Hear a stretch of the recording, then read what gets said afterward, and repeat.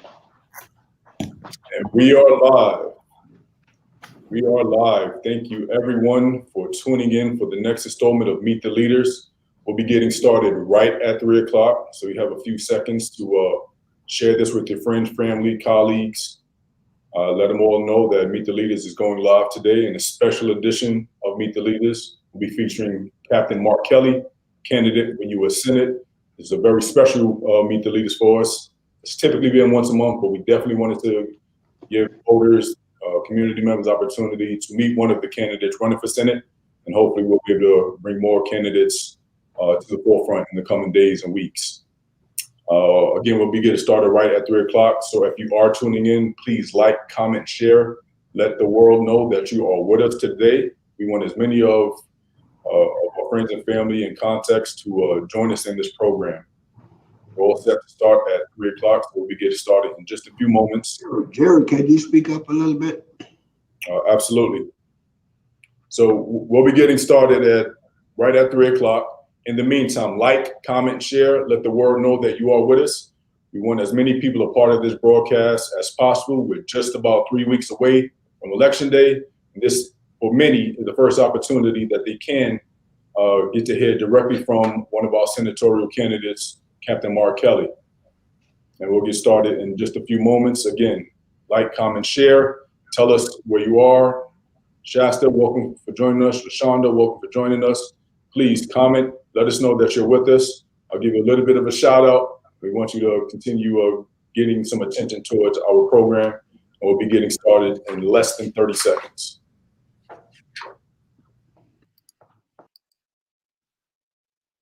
Again, please like, comment, share. Let the world know you're with us. I see there's a few folks signing on from the Urban League Facebook page and the YouTube page. Glad to see it. We want to get as many people to this broadcast as possible. And we'll be getting started in just a few seconds.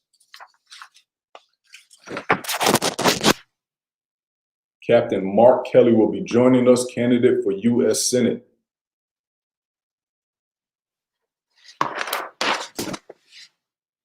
All right, well, we'll go ahead and get started. Thank you. Hello, world, and welcome to the next installment of Meet the Leaders. This is a special edition of Meet the Leaders where we'll be meeting with candidate for U.S. Senate, Captain Mark Kelly. I would like to first acknowledge the Greater Phoenix Urban League is a nonprofit, nonpartisan organization, and Mark Kelly's participation in Meet the Leaders does not constitute an endorsement by our organization. We definitely appreciate him joining us today. For those of you unfamiliar with this broadcast, Meet the Leaders is a monthly event that allows the Greater Phoenix Urban League to connect with leaders throughout our Greater Phoenix community. We're talking about individuals involved in business, politics, civics, the clergy, education, and other areas of the like. This affords our community members an opportunity to hear directly from those shaping policy and helping our region run. A couple of notes before we get started. Voter registration has been extended until October the 23rd. So if you have not yet registered to vote, you still have the opportunity to do that. You can visit servicearizona.com, and that is servicearizona.com to register to vote. If you are unsure of whether you have already registered, or if you need to possibly change your address, or if you want to take a look at a sample ballot for this upcoming election, you can visit beballotready.vote, and that's beballotready.vote, and I'll be sure to drop those contacts or those website links in the chat in a few moments. Reminder, early voting has already begun. So if you are using mail-in ballots or early voting, again, use those two websites that I referenced, beballotready.vote. You can find a local polling place. If you have registered for early ballots, you should have either received it or it will be in the mail in the coming days. If you have not received a ballot, and you can go to any polling location to get a reprint of your ballot, it will spoil the previous ballot that was printed. And this new ballot will be a valid one that you can use at any polling location. And again, you can visit servicearizona.com or beballotready.vote. Another reminder, the census is still happening. The census, you still have time to complete your census if you have not already done so. There are 2 zip codes in particular that seems to be underreported in previous years, and that is 85040 and 85041. These 2 zip codes constitute what is deemed to be South Phoenix. This is everything from south of the I-17 all the way down to South Mountain. If you live in these zip codes, if you have friends and family in these zip codes, if you just travel through these zip codes, reach out to everyone you know and let them know that they need to complete the census. And if you are outside of those zip codes, it is just as important that you complete the census as well. Completing the census provides data for our government officials to help with planning and help with planning and getting our neighborhoods the resources that we need. This includes everything from having a suitable amount of fire departments in the area to paving new roadways to building new schools. If you have not yet completed the census, it is imperative that you do so. You have until the end of the month. You can do so online at 2020census.gov. A couple of reminders from within the Greater Phoenix Urban League. Next Wednesday is our annual members meeting beginning at 11 a.m. You will receive communication in your email on how you can access this virtual meeting. And lastly, please save the date. Our 75th anniversary celebration is coming up. That is right. The Greater Phoenix Urban League has been serving the Greater Phoenix community for 75 years as of 2020. We are going to have a huge celebration. It's all going to be done virtually. We want everyone available to be a part of it and celebrate with us this long-standing achievement. Now, without further ado, I would like to introduce the president and CEO of the Greater Phoenix Urban League, George Dean. Take it away, George. Good afternoon. I'm George Dean, President and CEO of the Greater Phoenix Urban League. And as Jerry said, for 75 years, the Greater Phoenix Urban League has been providing human services to individuals and families in the Valley of the Sun. Services such as early childhood development, Head Start, housing, employment assistance, health awareness, and civic engagement. As a nation, we are in extreme crisis, greater than at any time in the 21st century. It is not an exaggeration to say that the 2020 election will be one of the most consequential elections of our lifetime.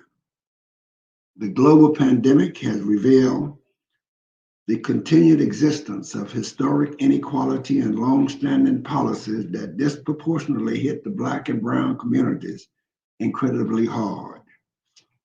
Black and Brown people are dying at rates higher than our proportion to the population and have less access to quality health care. Our unemployment rate is twice as high as the white unemployment rate. Black and Brown Americans have suffered financial equality for decades, and the inequality is worsening. Black lives matter. Whether in an instance during confrontation with police, are not the only Black and Brown lives that are senselessly lost. We lose lives to mass incarceration, to inherent bias among medical providers, to a lack of health insurance, to underfunded and neglected public schools. America needs to confront and repair the structural inequalities in our economic and criminal justice systems. And each of us can play a part in repairing the inequalities by voting. We are pleased that this special edition of the Meet the Leaders Forum to have as our guest Captain Mark Kelly, who is a candidate for the U.S. Senator for Arizona. We also invited U.S. Senator Martha McFarland to this forum, and we're still waiting on a definite confirmation. Let me close by saying your vote counts. Every single vote matters. I'll now turn it back to Jerry.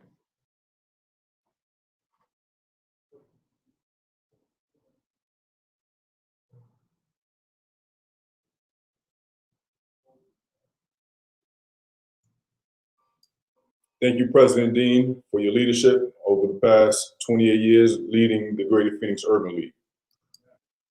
Now, we'd like to introduce our guest to the Meet the Leaders program, Captain Mark Kelly. Thank you, Jerry, and thank you very much, George. I really appreciate having the opportunity to speak to the Greater Phoenix Urban League for this weekly Meet the Leaders forum. Let me start by saying that I feel we are at a very critical moment for our country and for the state of Arizona. And what we're facing right now, this pandemic, it's different than anything we faced before, and the consequences of it is significant. George pointed that out, the increasing economic inequality. And it's clear we have a public health crisis that spurred a very serious economic crisis. But we also have a crisis of leadership. And even during a national emergency, Washington still isn't working together to try to solve these problems we're facing. And over again, we've been a step behind because leaders in DC have been too focused on the politics of this and not on the public health part. And I think what we need is some independent leadership that'll make decisions based on the science, the data, and the facts, and not the politics. Now, I bring maybe a different set of experiences than most if I'm elected to the U.S. Senate. But this isn't what I was planning to do when I was growing up. When I was growing up, I did not dream of one day running for the United States Senate. I wanted to be the first person. My dream was to be the first person to walk on the planet Mars. And turns out I didn't make it. Kind of failed miserably. But I did serve in the United States Navy for 25 years, and I spent 15 of that at NASA. I was stationed in the Western Pacific and deployed a couple times all the way to the Arabian Gulf on the aircraft carrier, the USS Midway, which I lived on for about 2.5 years. And I flew 39 combat missions in the first Gulf War. And then I went to grad school, and then I became a test pilot and then an astronaut. And I flew into space 4 times, twice as the commander of the space shuttle. So I got maybe a little bit closer to Mars. But like a lot of folks, the path for me to achieve my dreams was not always clear. Because when I was younger, I wasn't your best student. I really struggled for a while. But it was my mother who inspired me to do hard things. Because when I was young, my mom had 2 jobs at the same time. She was a secretary and a waitress. And then she decided that she was going to become a police officer like my dad. But this was New Jersey in the 1970s. So it wasn't easy. And I watched my mother work really, really hard, and it really motivated me, and it got me to buckle down in school. I started to do a little bit better, and I was able to take my public school education, and I went off to college, which set me on a path to go into the United States Navy to fly airplanes, and then to becoming an astronaut. And it was during my time at NASA where I learned how to work with and lead people from different backgrounds. Because when you're orbiting the Earth at 25 times the speed of sound and bad stuff starts to happen, you don't have time to worry about the background of the person who's offering the solution. You have to figure things out together as a team. And after those experiences, I thought I knew a lot about public service. But then I met my future wife. I met Gabby. And Gabby Gifford showed me a whole different side of public service. She's the one who taught me how you use public policy to really improve people's lives. And, right now we're seeing just how important it is that our leaders are focused on the lives of everyday Arizonans and how to use the tools at their disposal to help people and not just to try to win an election. Now, this pandemic, it has pushed our healthcare system to the brink, and it's devastated our economy. And I think all of us feel much less certain about what the future looks like. I know I do. And I think we deserve leaders who can show us a path forward and work in an independent way to get things done. Now, I'd work on fixing the flaws in our healthcare system that have been exposed and made worse by this pandemic. And that means driving down the cost of prescription drugs and defending protections that Arizonans have who have pre-existing healthcare conditions. And I'd also work to rebuild our economy, but with an eye towards the future. And that means supporting small businesses, focusing on science and technology, and investing in STEM education and job training and apprenticeships to get young Arizonans the skills they need, whether they're headed to college or not. And we have to do all this, and at the same time protect the Social Security and Medicare benefits that seniors have earned over a lifetime of hard work. I'll never forget when I was out in Parker, Arizona last fall.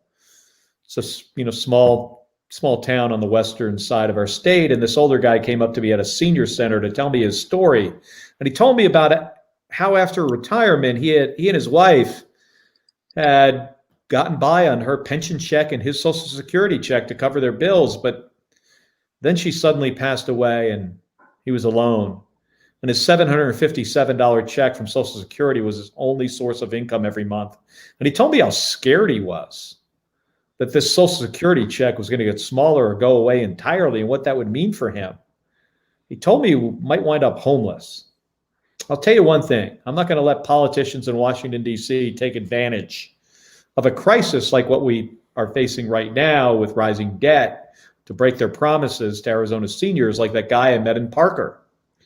I think that's what it means to be an independent voice for Arizona, and we desperately need some new leadership and to change the way things are done in Washington.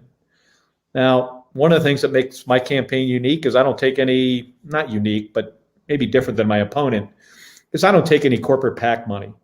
And when elected, I'm going to release my public schedule because I want Arizonans to know that I answer to them and are accountable to them, period. Not some corporation on the other side of the country. That's what's at stake here, the opportunity to tackle some big issues like healthcare, the economy, criminal justice reform, inequality in society, renewable energy, and protecting dreamers. The opportunity to bring a focus on science, data, and facts back to Congress, and the opportunity to build a stronger future for Arizona. But this isn't going to be easy. This is going to be a challenging election. I realized that when I was getting into this, but it's so important. We need some serious change in Washington, D.C. in order to tackle these issues that matter to me, that matter to all of you, and that matter to your families. So thank you for taking this time to join us today. I really appreciate it, and I look forward to your questions. Thank you, Captain Kelly. We appreciate you for sharing that message with our audience. And as obvious, we are gracious that you're able to join us as part of our program. We know election day is just about 3 weeks away, and with early voting and mail-in ballots already underway, we understand your time is very precious, but we appreciate you sharing it with us. So a couple of questions, and if you are watching in the audience, if you have any questions, Captain Marchetti, please feel free to drop them in the chat at any time. We have reserved some time later in our broadcast to address the questions from the audience. So please, throughout the broadcast, if you have any questions, drop them at any time. So Captain Kelly, if I may, we'll just get started actually, I'm gonna take a moment to be selfish for a bit because I am just really curious. I've met entertainers and celebrities throughout the world, but I have never met anyone who has actually been out of space. So this is a first for me, and I'm a little giddy about it, to be frank. But I am curious, as far as like that experience, having flown in space, how does that attribute to your potential Senate candidacy and your leadership?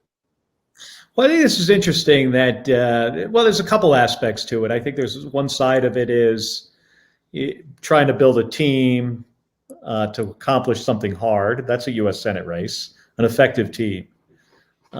And then the other aspect of this is if elected to the United States Senate, what can I bring there to help solve some of these difficult problems we're facing? I would be, I think, one of only 2 engineers in the United States Senate if I am elected. So my experience, I think, as an engineer, as a former Navy pilot, as an astronaut, I think it could be very helpful. I mean, I really believe in science and data, and facts are very important.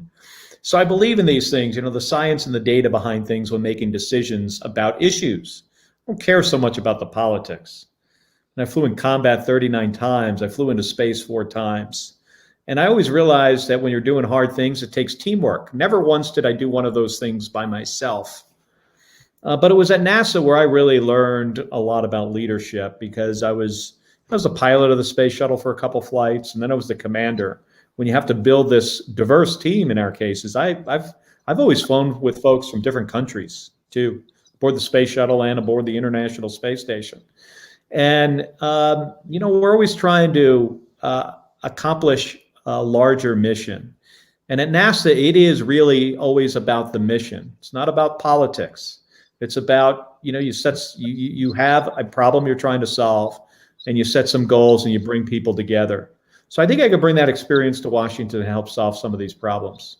Problems that are, pretty basic to all of us, like providing additional COVID relief for Arizonans, which doesn't seem to happen. I was watching some coverage just today on TV, and it seems like Congress and the White House are sort of at an impasse again.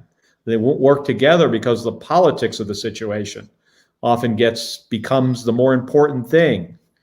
It shouldn't. But also issues like lowering the cost of prescription drugs and then rebuilding our economy. But as we rebuild the economy this time, we got to do it with an eye towards the future. And George mentioned the systemic structural inequality, I think he said, in our system. And as we rebuild the economy, we have to address these structural inequalities. Thank you, Mark. Thank you for the response. And again, I'll yield my selfishness to the rest of our audience that's watching today. But earlier you mentioned that you are the husband of former Congresswoman Gabby Gifford. So first question is, firstly, how is she progressed? How is she doing progressing in her recovery? And how has that incident shaped your policies? So she's doing well. Thank you for asking. She's tough. I'll tell you, she's like the toughest person I know. She was in the ICU for weeks. And this is when she got shot in 2011. She was in the hospital for 6 months, and then she was an outpatient for a year. And even today, we're coming up on 10 years since she was nearly assassinated, shot in the head. She still works hard at everything. Physical therapy and speech therapy, and she goes out on her bike every single day. Really, I'm not kidding when I say she's like the toughest person that I know. And her shooting has got me, certainly because it changed the trajectory of both of our lives. She left Congress because of her injuries. I left the United States Navy and I left NASA for the same reason. But I have always been a public servant, and I come from a family of public servants. I've had the opportunity to serve our country and in the United States Navy, in combat, and also in space. But Gabby's the one who taught me how to use public policy to really improve people's lives. And while this really kind of knocked us both to the ground in a shocking and unexpected way, we also both realized, you got to get up and you got to try to make a difference. And we are, and we have been, and Gabby continues to do that as well. And I hope to be successful in this election and have the opportunity to once again, serve my country, this time in a little bit of a different role, but one that is, maybe even more important. Thank you, Mark. And we'll continue with the questions. Again, if you're watching in the audience, feel free to drop your questions in the chat, or yield some time. We'll afford some time later in the program to answer those questions. So, as you have been on the campaign trail, speaking to Arizonans, what have you found to be the most pressing and common issues that were shared? Well, let me tell you the top 3. There are healthcare, and healthcare. By far, the biggest issue that I hear on the campaign trail. I've been hearing it for a year and a half. And there's nothing that's a close second. And healthcare, costs too much. Premiums, deductibles, co-pays, prescription medication. I've heard from seniors horrible stories about how they suddenly find out that the prescription medication that they need to essentially stay alive is now just cost 300% more. And they often don't get an explanation as to why and no way to pay for it. I mean, we really need some reform in the way that medication is purchased by Medicare especially, but also reforms in our patent system that result in drugs costing a lot of money. I mean, currently the most successful, I would say, drug on the market today is a drug called Humira, made by a company called AbbVie. It's been on the market for 20 years. In the last 5 years, the price has gone up. I mean, it doubled in price in 5 years. I mean, that doesn't make a lot of sense. Usually over time, something like that, you would expect it to maybe cost less. And you would expect to have a generic drug on the market by now because it's 20 years old. But that pharmaceutical company puts 100 patents on that drug to keep generics off the market. So we need to, as a Congress, should empower the Federal Trade Commission to reform our patent system to help generics get on the market. I also spoke with a mom recently. Her name's Stacy. She has a daughter named Zoe who was born with this fatal heart defect, and early in her life, she hit the lifetime cap on what her insurance could cost. And if we didn't have that healthcare reform, the Affordable Care Act, she today they would not be able to afford the care that their daughter needs because she would have been maxed out on her on healthcare payments. And I'm hearing from Arizonans all the time who are really struggling during this crisis and having to make these horrible decisions about filling a prescription and paying rent or other healthcare bills.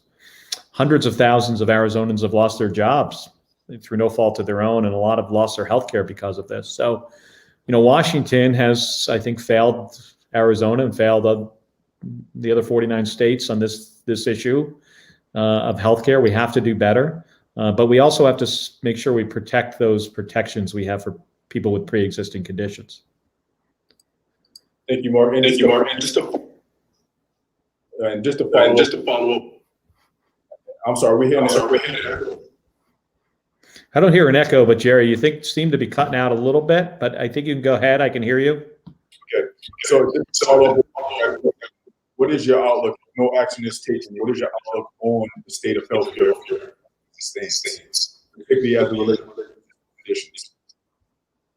Yeah, what I heard is what's my outlook on state of healthcare? Some of the other stuff kind of dropped out a little bit. So let me take a shot on 50% of the question. So one thing I really worry about is we've got this confirmation process for a Supreme Court justice right now, and it's in the Senate Judiciary Committee. They're having a hearing today, and I imagine tomorrow throughout the week there'll be a vote. But if you really look down at the details of why this is happening right now, it has to do with a case that goes in front of the Supreme Court in November, and it's about the Affordable Care Act. And if that case is heard, and it will be, there's a chance that those protections for 2.8 million Arizonans who have a pre-existing condition could go away. And that really concerns me. Especially there's about 1 million Arizonans that could lose their health insurance. For the other 1.8 in that category, it would probably cost a lot more. So that is very, very concerning, and it's going to be up to the United States Congress, the United States Senate to try to put the pieces back together if the Affordable Care Act is overturned.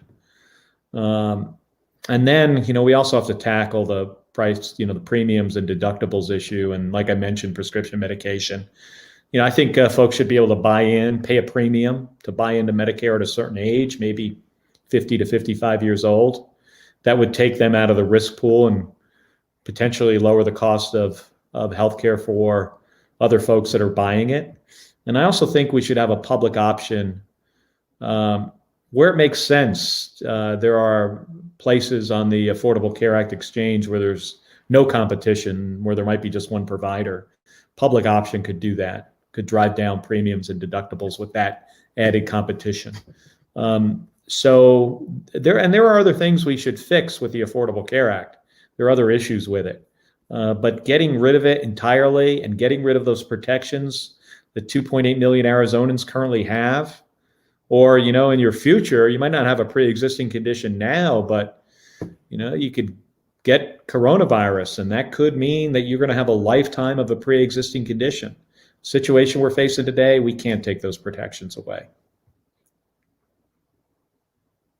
Indeed, and really, it's I believe this issue hit home for a lot of individuals. The economic crisis and many folks losing their job, and the conversation or the struggle was kind of replacing some of that income, but what wasn't replaced is the healthcare that they had with a lot of their employees.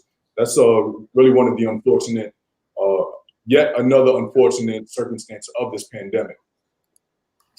So in line with employment, currently many employees who are employed are not paying into Social Security and the Medicare programs. Do you believe these retirement and healthcare programs are at risk of being dissolved and no longer available to many who have been paying into them? Well, just like that guy in Parker, Arizona, there are another 1.1 million Arizonans that are around 1.1, 1.2 that are receiving Social Security and Medicare today.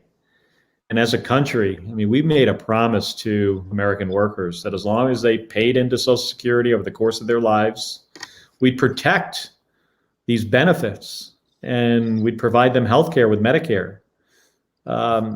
Now Washington is threatening to break that promise. That's just not fair. The president's budget, had some cuts to Social Security and Medicare in it. He has also talked about removing the revenue stream that funds Social Security. That would put these programs at risk.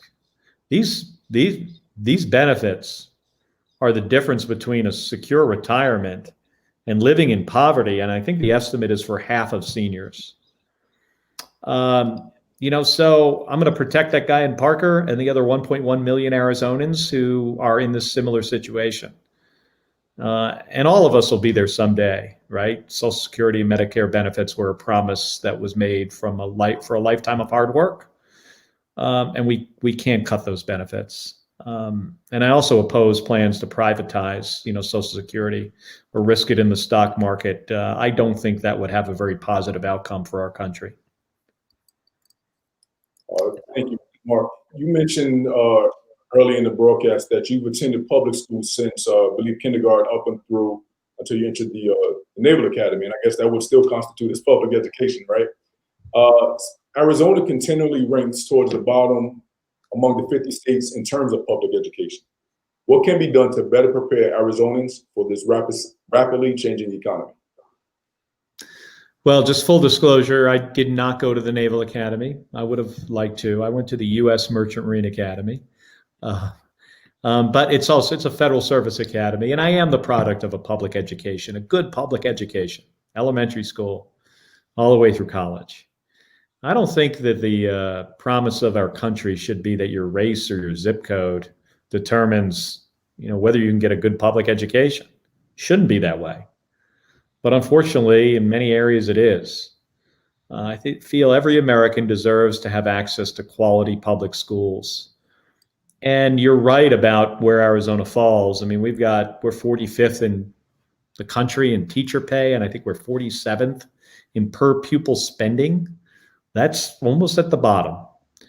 And we've got to fix it because education is an investment in our future. If you care about the future, you got to care about education. So I would work to triple the Title I budget and use those funds for teacher salaries in school districts that, have a hard time, funding, their staff, which is mostly teachers. And we could target that, use those funds to drive teachers towards the low income public schools that need the funding the most. And then for young people who aren't going off to college, we need to invest in workforce training and apprenticeship programs, including those that begin preparing students for career paths while they're in high school. I visited this place a few times last year called West Mech. It's in Phoenix, and they do a great job, but they need more federal funding. They need more help. And over the last, couple decades, unfortunately, the federal government has cut career and technical education funding for places like West Meck and other community colleges. That's the wrong direction, and we need to get it back on track. And that's how we're going to get young Arizonans the skills they need to succeed in a modern economy, the economy that we have to rebuild here as we come out of the worst part of this pandemic. So speaking of rebuilding, and particularly in Arizona, in terms of this evolving economy, what role do you believe the state of Arizona can play in being a leader in some of these emerging industries? Yeah, we've got a lot of opportunity here for a number of reasons. It's obviously, the things at the top of the list are, it's the stuff we depend on. Key economic drivers here in Arizona are things like trade and tourism and, supporting our national defense. Those are key components of the economy in our state. So we have to help those industries recover, and we will. But we also have to focus on, what are the other opportunities for our state? We have a growing tech thing going on here with tech companies moving here. We need to build on that. And then there's renewable energy. Solar, and the solar industry here is, well, as we all know, we've got, most of the days it's very sunny and opportunity to generate a lot of energy from solar. So one thing I would advocate for is that we extend by 5 years that 30% investment tax credit on solar that promotes solar and wind projects across not only Arizona, but across the country. And we can create with innovation and invention, we can create new technologies here, and we can build it here, and then we can deploy it here. So there's a great opportunity, but we've got to focus on education, to be able to get there. Science, technology education, STEM education, and job training to get young Arizonans the skills they need, and then we can capitalize and use that talent for these jobs of the future.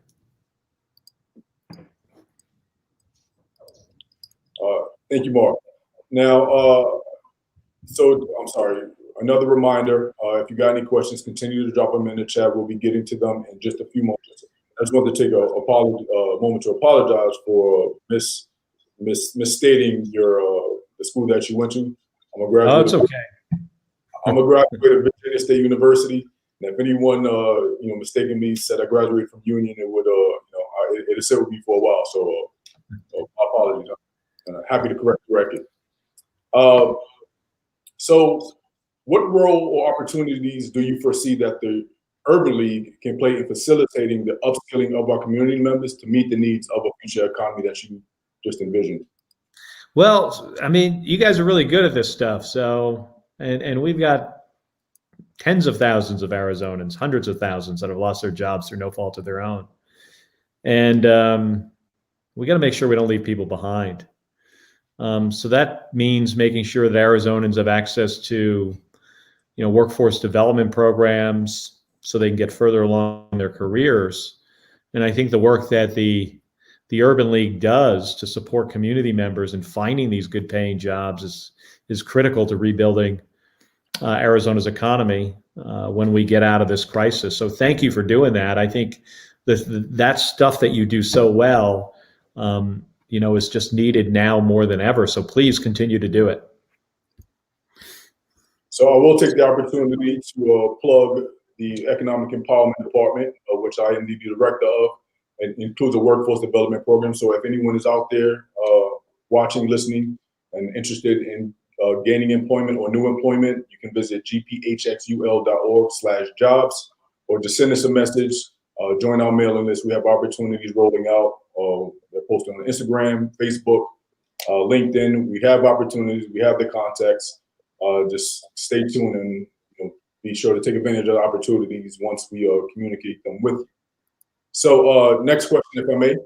The Greater Phoenix Urban League supports the underserved communities in areas such as affordable housing, early education, economic empowerment, and economic empowerment. Can you share which of your initiatives align with these pillars? Well, I spent some time last year with Mayor Kate Gallego visiting some affordable housing in Phoenix and saw the need and saw what good affordable housing looks like and the other side of it. And we need more of it because we're facing right here in Arizona, we're facing an eviction crisis.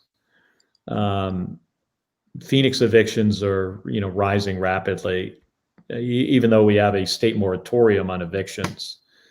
And the CDC also has a national eviction ban, but they're still going up. I think they went up to almost 3,000 in September, from 2,000 in August, and in the under 2,000 in July. So it's clearly going up. As folks, the moratoriums on these don't let folks out from having to pay their rent, and eventually they got to catch up. And often when individuals are living paycheck to paycheck, they can't. And this just creates so much, more, pain in our community and the instability. We need more affordable housing. And the federal government has a role there. Affordable housing, tax credits to help individuals and companies build affordable housing and, make it so they can, so these companies that invest in affordable housing are, willing to do it again and again. Because I know Phoenix, even before COVID-19, had a significant shortage of affordable housing units. And then the pandemic has also really challenged our education system. And it's been really tough on parents, tough on teachers, but especially tough on students. We've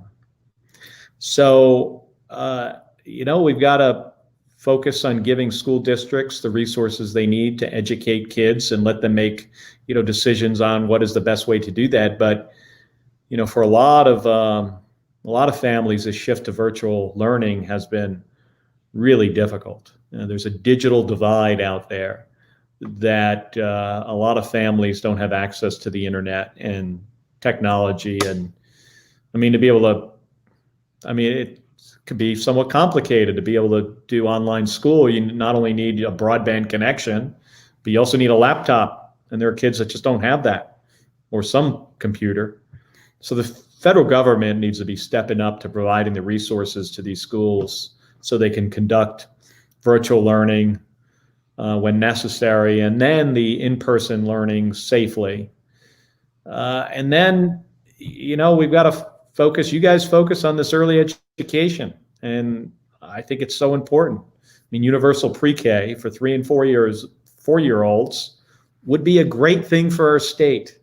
And it would also, in the long term, have a positive economic impact.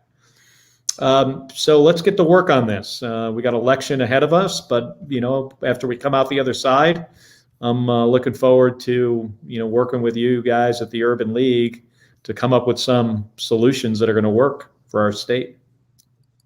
I'm excited to hear that, and I can assure you that the Greater Phoenix Urban League is ready, willing, and able to assist in any way possible. Like, we are ready to do our part. This is what we do on a daily basis. This is what this affiliate has been doing for the past 75 years, and what the National Urban League has been doing for the past 110 or so years. So we are ready for the challenge.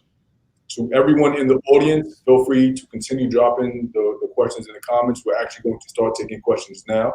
So I'll just pull up on the screen. I'll read it alongside with you and then give you a chance to answer, Captain Kelly. So Sean Burke says, if there is a hypothetical gun ban that would severely restrict our ability to access firearms, are you going to vote for that bill? Well, Sean, I'm a gun owner. I'm a strong supporter of the Second Amendment. Americans have the right to own a firearm for whatever reason, right? If they're a hunter, protection, collection. I own 9 firearms myself. It's in the Bill of Rights. So no, I would not vote for that. I wouldn't even consider it. But there are things that we can do to keep communities, safer from gun violence. Background checks on all gun sales is one. I'm sure, Sean, that over your lifetime you probably did a background check before buying a gun. We just make it very easy for people to get firearms without background checks. It's a big loophole you can drive a truck through. So those things make, they're common sense things that most Arizonans support. Thank you, Mark. And we'll just keep taking questions from the audience. We have from ADOS, Arizona. With HR 40 in Congress, it looks like it could possibly move to the 117th Congress. One, are you in support of HR 40 with new edits? And two, are you willing to meet with co-founders of the American Descendants of Slavery for more details about reparations agenda? Well, yeah, I'd meet with anybody. I don't have the details of HR 40, and I will certainly look into it. But we have inequities in our society that need to be addressed, and your race shouldn't be a factor in what kind of education you get, what kind of healthcare you get, or whether you can succeed in society. And that's not the case today.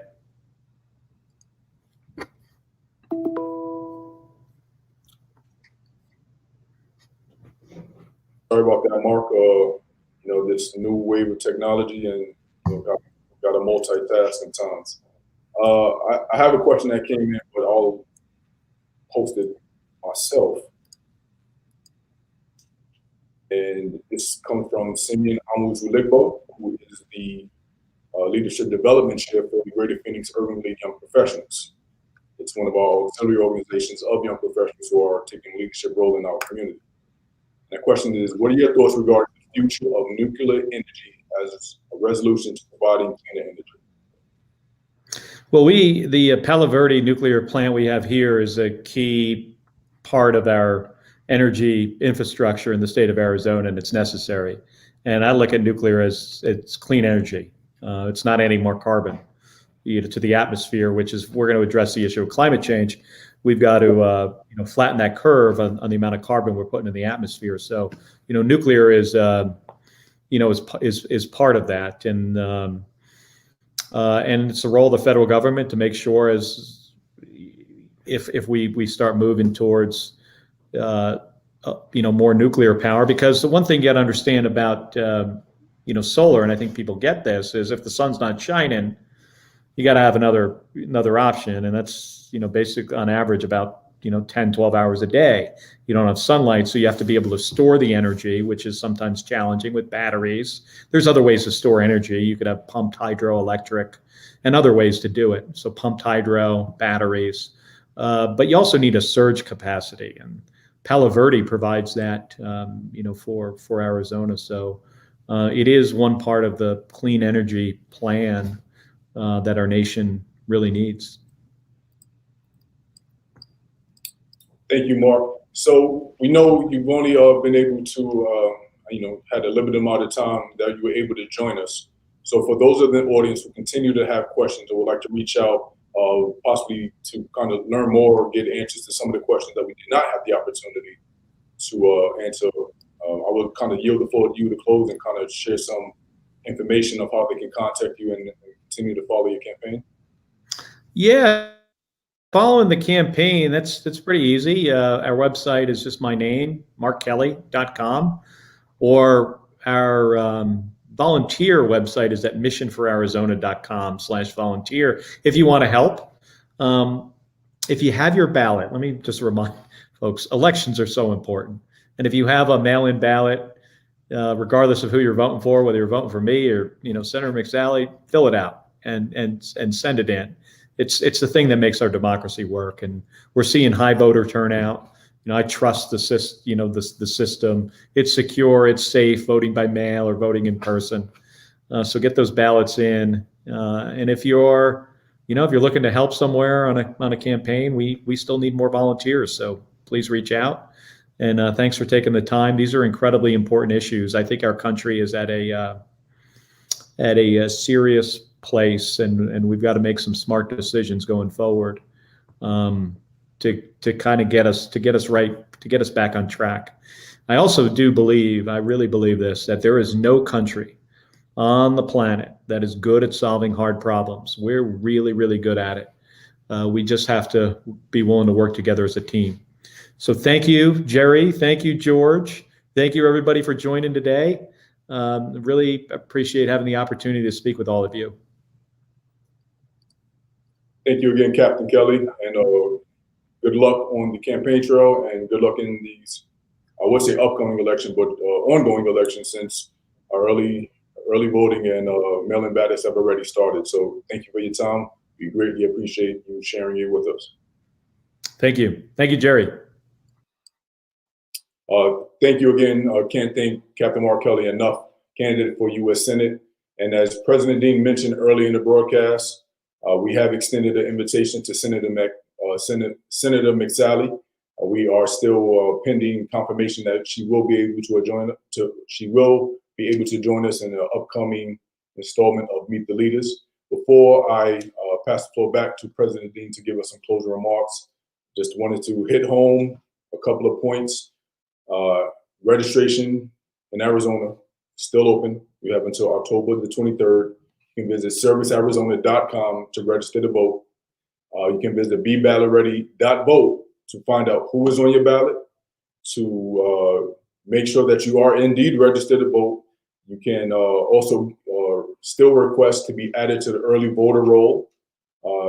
Beballotready.vote, servicearizona.com are the two sources that you will want to use in one, making sure that you're registered to vote, and making sure that, or you can request the early ballot, as I mentioned, and again, just to make sure that you are indeed on the voter roll.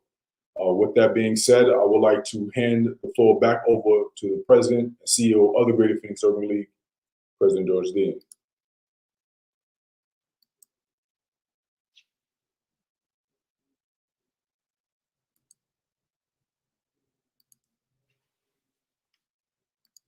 Hey, George, you might be muted. I believe you're muted. Thank you, Jerry. Sorry about that. I want to give a special thanks to Captain Mark Kelly for his appearance on this forum today, and hopefully the audience got a lot of information from him and will govern themselves accordingly. And as you said before, we have invited Senator McSally, and if she comes along, that would be good. You also mentioned the fact that Election Day is Tuesday, November 3rd. However, those of us here in Arizona since October 7th have been able to vote early. You got your ballot in the mail. You need to get it filled out and sent in, and make sure that you do it so that your vote counts. There are mail voter boxes all around the state, and so find one of those boxes and get it in. You can even get it to the post office if you get it there before the 23rd of this month, and so forth. So remember, you have to register. You have to vote. You have to vote. You can be registered, but if you don't vote, it's the same as not being registered. So make sure that you vote. Make sure that you vote. Make sure that you vote. Thank you so much for watching today, and we'll see you soon on the next Meet the Leaders Forum.